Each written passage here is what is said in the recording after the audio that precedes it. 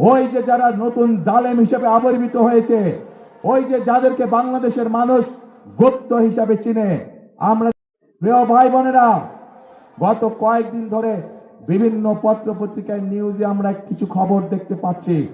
ওই যে যারা নতুন জালেম হিসেবে আবির্ভূত হয়েছে, ওই যে যাদেরকে বাংলাদেশের মানুষ গুপ্ত হিসাবে চিনে, আমরা দেখেছি কিভাবে তাদের লোকজন বিভিন্ন জায়গায় ভুয়া সিল ছাপাচ্ছে। কিভাবে আমরা বিভিন্ন ভাবে শুনতে পাচ্ছি যে তাদের পরিচিত যেগুলা প্রেস আছে সেখানে বলে তারা ব্যালট পেপার ছাপাচ্ছে, যেটি তারা পকেটে করে নিয়ে যাবে।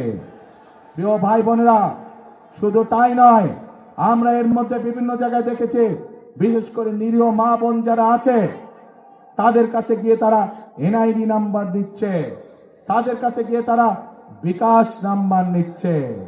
প্রিয় ভাই বোনেরা, এই গুপ্তের দল, এই জালেমের দল বলে তারা নাকি সৎ মানুষের শাসন কায়েম করবে।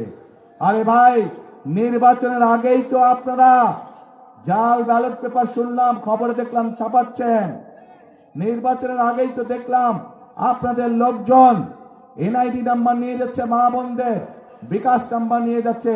প্রথমেই তো আপনারা অনৈতিক কাজ শুরু করছেন। অনৈতিক কাজ দিয়ে আপনারা মানুষের ভোটকে প্রভাবিত করতে যাচ্ছেন।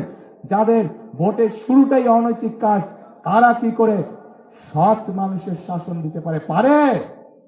পারে না তারা, প্রিয় ভাই বোনেরা।